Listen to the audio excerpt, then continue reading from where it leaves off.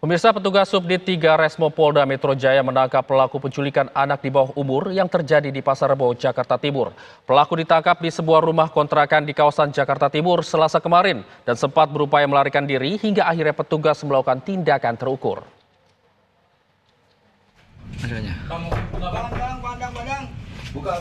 Inilah detik-detik penangkapan pelaku penculikan anak di sebuah kontrakan di Jakarta Timur Selasa siang kemarin. Pelaku sempat mencoba kabur dari penggerebekan polisi dengan mencoba naik ke plafon rumah. Polisi akhirnya melakukan tindakan terukur lantaran pelaku mencoba melarikan diri dan melawan petugas. Pelaku buron selama kurang lebih 5 hari. Pelaku menculik korban yang masih berusia 13 tahun dan menyekapnya di sebuah rumah kontrakan. Aksi ini terungkap setelah pihak keluarga melaporkan kasus penculikan ini ke kepolisian. Usai diamankan petugas, pelaku penculikan langsung dibawa petugas ke Mapolda Metro Jaya guna penyidikan lebih lanjut.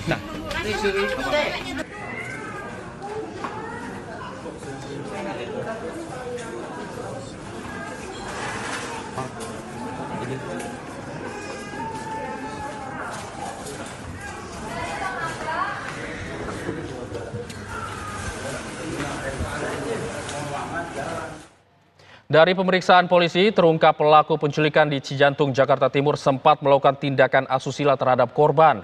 Berikut penjelasan Panit 4 Subdit Resmo Polda Metro Jaya, Ibtu Aditya Rizky Nugroho. Pelaku berinisial MAM berumur 48 tahun. Berdasarkan hasil pemeriksaan sementara, pelaku sudah memantau korban 1 bulan sebelum kejadian. Jadi pada saat kami melakukan penangkapan, kebetulan kontrakan dikunci dari dalam oleh pelaku. Pada saat kami dobrak, terdapat korban di dalamnya dan pelaku berusaha lari lewat plafon, namun berhasil kami amankan. Korban di situ merasa ketakutan dan mengapa selama 4 hari itu tidak berusaha melawan atau teriak karena pelaku mengancam untuk menembak korban. Namun pada saat kami telusuri di tempat tersebut tidak ditemukan adanya senpi. Berdasarkan hasil visum, ditemukan adanya robekan di selaput darah dan juga sperma, dan kami cocokkan di hasil pemeriksaan pelaku melakukan pemerkosaan atau pencabulan sebanyak 3 kali. Baik pemirsa, untuk mengetahui informasi terbaru dari pengungkapan kasus ini, kami sudah terhubung dengan reporter TV1 Atika Harahap. Selamat pagi Atika, silakan dengan laporan Anda. Ya, selamat pagi, Hijul dan juga pemirsa. Inilah tempat terjadinya kasus penculikan sekaligus tindakan asusila terhadap anak perempuan berusia 13 tahun di Kelurahan Cijantung, Kecamatan Pasar Rebo, Jakarta Timur. Pada saat ditangkap oleh pihak kepolisian, pelaku ini yang berinisial MA berusia 47 tahun sempat bersembunyi di plafon di kontrakan di belakang saya ini dan mencoba untuk melarikan diri. Namun memang setelah ditangkap oleh pihak kepolisian pada Selasa kemarin 15 April 2025 sekaligus ini korban ditemukan dan langsung dilakukan penanganan medis dan juga psikologis. Ini merupakan kontrakan ditemukannya pelaku MA berusia 47 tahun yang menyekap selama 4 hari setelah dinyatakan korban ini hilang atas laporan yang dilakukan oleh kepolisian. Untuk mengetahui lebih lanjut, saya ingin mengajak Anda, Hijul dan juga pemirsa untuk mengetahui langsung bagaimana si pelaku kesehariannya. Sudah bersama saya tetangga persis dari TKP ditemukannya pelaku menyekap korban selama 4 hari. Ibu dengan ibu siapa? Ibu Iin Susanti. Ibu Iin ini kan rumahnya persis di sebelah pelaku ini melakukan ataupun menyekap korban selama 4 hari. Ibu Iin mengenal pelaku ini kesehariannya seperti apa? Karena kan diketahui dia warga baru begitu ya. Saya tidak kenal sama si pelaku, cuma si pelaku itu berpakaian seperti proyek gitu ya, dan mengaku sebagai direktur juga. Di sini sedang mencari kontrakan dan bakal dibayar sama perusahaan. Dan awalnya mengontrak di sana di belakang masjid karena ke posisi rumahnya itu bocor, jadi dia mencari kontrakan. Sama berkeluarga katanya 3 orang anak sama ibunya. Jadi di sini nanti yang diwakilinya itu 3 kepala lah gitu. Saya nggak nyangka itu anaknya ya, gitu aja sih, Mbak. Kalau kesehariannya Ibu Iin mengenal seperti apa kepada tetangga? Kesehariannya sih dia sering berinteraksi sama saya ya, karena sering makan seblak juga di saya gitu. Baik sih Mbak, nggak ada mencurigakan sama sekali. Bahkan dia bilang itu anak saya, dan si korban juga bilang itu bapak saya. Dan mama saya suka pulangnya itu jam 11 sampai jam 12 malam, tante, kayak gitu. Oke. Berarti si korban ini sebenarnya sudah sering berinteraksi, kenapa bisa sempat berinteraksi dengan ibu juga begitu? Berinteraksinya sih kemarin terakhir tuh malam Selasa sama malam Senin di situ ya. Tapi itu suka sebentar, paling lama itu 2 menit. 2 menit udah dia balik lagi. Terus pas terakhir malam Senin itu mereka pergi malam. Jadi aku di sini nggak mengira dia nginep lagi di sini gitu. Soalnya kuncinya juga suka disimpan di atas pintu gitu. Pak, kalau misalkan mau bobo di sini, tolong nanti lapor dulu. Kata saya, iya Bu, paling nanti tanggal 15 sekalian saya bayar, nanti saya lapor, kayak gitu. Baik Mbak, nggak ada kecurigaan sama sekali gitu. Padahal kan sering mengaji juga, sering sholat juga yang saya lihat gitu ya, karena ada Al-Quran juga gitu. Dan beliau bilang saya nggak pernah ninggalin sholat, katanya gitu.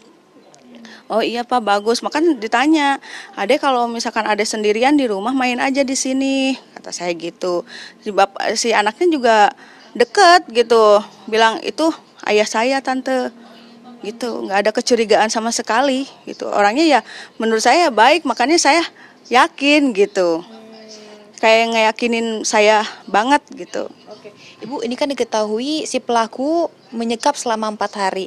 Nah, selama 4 hari ini terlihat si pelaku keluar masuk rumah atau mungkin terdengar suara apa dari dalam, Bu? Nggak ada sama sekali suara Mbak, benar-benar. Makanya saya kira pas kemarin menggerakkan ini kosong gitu, karena nggak ada orang. Karena di posisi saya pikir ini belum lunas juga gitu kan. Ini nggak ada orang Pak, ternyata ada orang. Selama ini ada orang tapi nggak ada suara apapun, nggak ada suara teriak, nggak ada suara ngobrol, itu nggak ada. Berarti selama 4 hari si pelaku ini tidak ada keluar rumah sama sekali? Tidak ada, kecuali malam itu aja, malam Senin sama malam Selasa, tapi itu pun sebentar. Sekitar ya nggak berdua, didampingi sama pelaku itu gitu. Si pelaku duduk di depan, kalau si korban suka di dalam gitu, di dalam warung saya gitu, warung sebelah saya gitu. Tapi si pelaku ini emang warga baru atau bagaimana, Bu? Warga baru Mbak, soalnya saya nggak kenal sama sekali gitu. Tapi ibadah. Tuh kan dikenalnya ya, yang saya lihat ya suka ngaji, suka ibadah. Kata dia saya tidak pernah meninggalkan sholat, kata dia gitu. Jadi ya baik gitu kan. Tapi kalau misalkan mau tinggal di sini Pak, tolong lapor dulu. Ya paling nanti lapornya tanggal 15 pas pembayaran kontrakan ini gitu. Kalau dengan keluarga korban, selain pernah ngobrol bersama dengan korban, untuk orang tuanya pernah tahu nggak Bu sebelumnya? Enggak, karena yang saya tahu dari korban itu bahwa itu ayahnya dan mamahnya suka pulang itu jam 11, jam 12 malam karena kerja di Trans Jakarta gitu. Yang arah Merak katanya gitu. Berarti Ibu Iin selaku tetangga langsung pun sebenarnya tidak tahu ya kalau ternyata korban ini tuh bukan anak dari pelaku. Iya, udah tahu. Taunya anaknya aja gitu.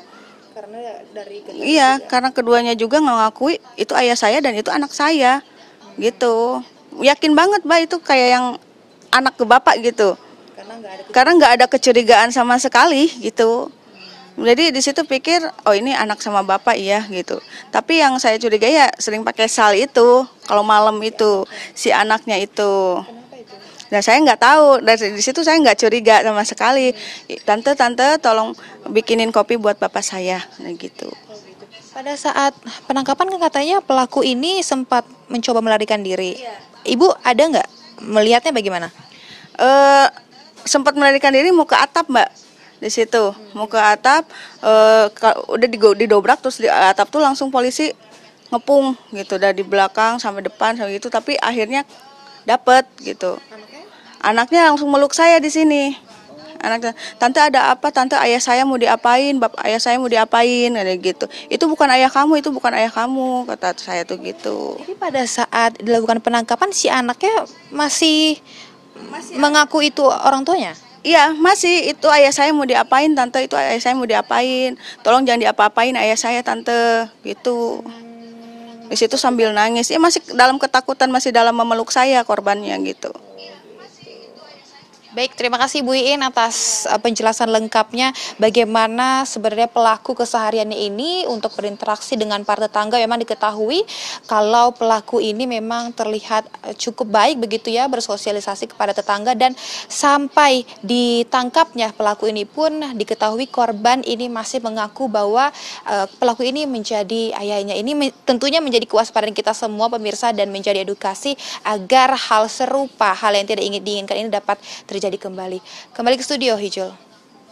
Atika Harahap mengabarkan langsung dari Jakarta Timur. Kami akan tunggu update berikutnya dari Anda. Selamat pagi.